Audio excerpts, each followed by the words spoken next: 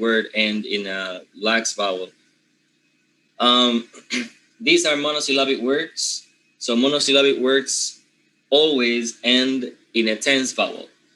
So the first transcription for these two words is basically this. And the reason is because they are monosyllabic words. So monosyllabic words should be transcribed with a tense vowel at the end when they end in a vowel. And the other two transcriptions, let me see if I can change this so you can see it better. Okay. The other two transcriptions are in context. These two transcriptions here will be in context. So one of them is two with a lax vowel, and the other one is two with schwa. Okay? There's a rule for distinguishing which one occurs where. And basically what happens is that two with a lax vowel, this one, oh sorry, this is not the one. This one is used when followed by a vowel sound. So if I say, for example, she came here to open, okay, to open, then that two should be transcribed with lax because it is followed by a verb that starts with a vowel sound. In this case, to with a schwa sound is used when you transcribe the two before a consonant sound. So if I say, for example, oh, she gave it to me, me starts with a consonant sound, so the vowel sound used for two in this case is the schwa sound. Okay, so these are the three different realizations of the preposition to. Obviously, I did not write any comments because we didn't talk about that before. So it's okay. I think all of you or most of you transcribed it as the base form, which is two with a tense vowel. However, just be careful because the two with a tense vowel never ever occurs in sentence or phrase transcriptions, and the reason is because two is not a content word; it's a function word. So function words are usually pronounced very short. So usually reduced words in sentences or reduced syllables never go with these tense vowels. Okay, so in this case, that's basically what happens. And then in the case of the, well, the case of the is very similar. The, when it is in isolation, when I say, for example, oh, the word the is da, right? So the usually changes the pronunciation in context. Again, it's the same context as before, right? If followed by a vowel or if followed by a consonant sound. So in this case, if it is followed by a vowel, then it changes into the lax E when it is followed by a vowel. Okay, for example, I say the orange, right? The orange. That kind of like explains why some people say, even students ask you sometimes, oh, so how do you pronounce the, right? Because I hear people saying the, I hear some other people saying the. So what is the difference? And then you should explain this. Usually, this is what happens. Before a vowel sound, the is preferred. Okay, the orange, the apple.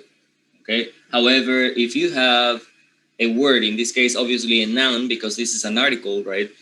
A noun starting with a consonant sound, then the pronunciation is going to be schwa. Okay. Obviously, this schwa. Sorry, Professor. Yes. Professor, are you recording this session? In case you are doing so, would you be kind to share the link after the class finishes? Oh yeah. Well, I forgot. I forgot to record it, but let me just start to cover the same information with the recording now, right? Remember that two. Okay, two is basically the same thing, right? It changes the pronunciation based on where it happens, right? Remember the before a vowel sound, it changes to lax. Usually that's what happens, right? Just with two also. Two is pronounced with a tense vowel, two, right? That's the main pronunciation of this preposition. However, before a vowel, two, this vowel here will change into the lax counterpart, which is this. I don't know if you can see it, right? There you go. This. And then before a consonant sound, both the and two will change into chua.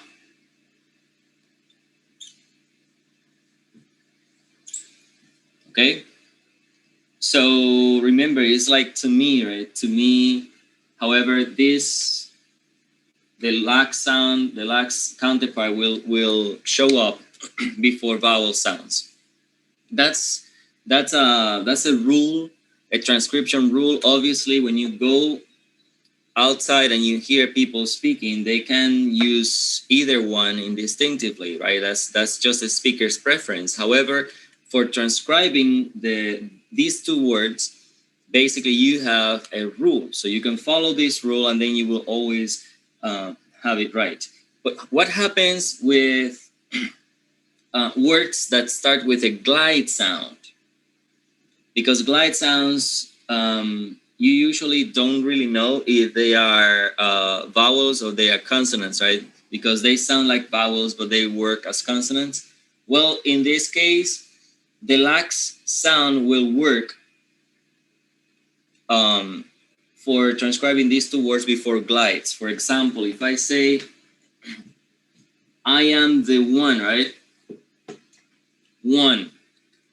Remember that one, even though it starts with a vowel sound, the transcription of one is with a glide sound. So glides in this case are taken as vowel sounds. So the article that should be transcribed here is the, but with the lax vowel, because it is taken as a vowel sound here. Okay. For example, another example is the university, right? I would say the university one. I'm the one, right? I don't really use, or in this case, for example, to you. Okay? The word starts with the glide yi, right? Remember that the pronunciation is this. Can you see? Yes, I think you can see it. Right? There you go. You. Well, this is a lax. This is a glide sound, and this is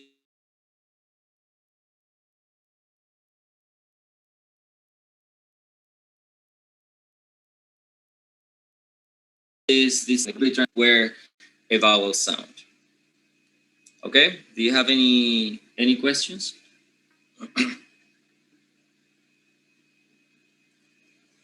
Okay. Another important observation that I didn't write it. In the workshop, but this is something that you need to know. Is the article, the indefinite article, well, a, right? A has two different ways to be pronounced. One is in isolation, which is this, or this is even accepted also, right? With the secondary vowel there, okay, A. However, remember that this one in the IPA is already accepted as A, okay, one symbol, two sounds. And the other one is in context. Usually this in context is usually, or most of the time, or maybe all the time, is chua, okay? Some people, even you yourselves, right, when you are talking to a native, you might probably hear them speaking or saying, you know, a when saying, you know, some sentences. But when they do that is because they are making some emphasis, or because they don't know, or they are not sure about what comes next. For example, let's say that I try to explain something to you. If I am sure about what I'm gonna say, I'd say, oh, there's a rule, guys, that you need to, right? There's a rule, and then I make it like a chua sound. However, if I am not sure about how to explain it, I'll say, well, guys, there is a, and then I make a pause. So I am pronouncing this basically in isolation. Then that's the context where you hear native speakers pronouncing the article or a as a in a sentence, right? There is a rule that you need to master, right? And then they make this sound because they are pronouncing it not in context but in isolation. Otherwise, I'm 100% sure that you will never hear a native speaker saying a fluent sentence with a, like, oh, there's a rule that, no, you never hear that, right? So usually they reduce it to chua.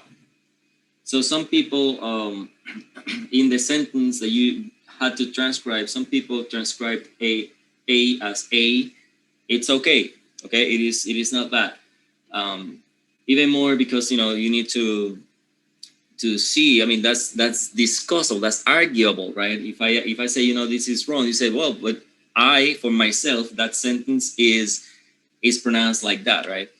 So it's okay, don't worry about it. So for here, for this case, there's no a specific rule that governs that. It's simply, this is in isolation and this is in context. That's it. Good morning, Professor. Good morning. To contribute with that explanation, I think also that we use a when we are reading the alphabet. So when we start reading the first letter, so we have to say a. Yes, you're right.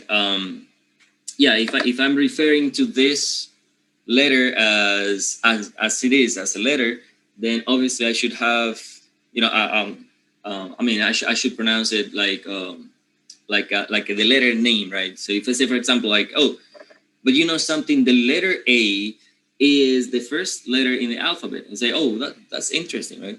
Well, A, I'm referring to A as the letter, right? As the name of the letter. Then obviously I will transcribe it as A, right? So yes, good contribution. Thank you. Do you have any questions? Any other questions?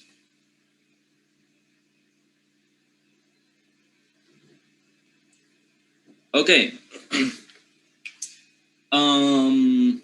Another thing I noticed, and in fact, this is part of today's topic, is that some people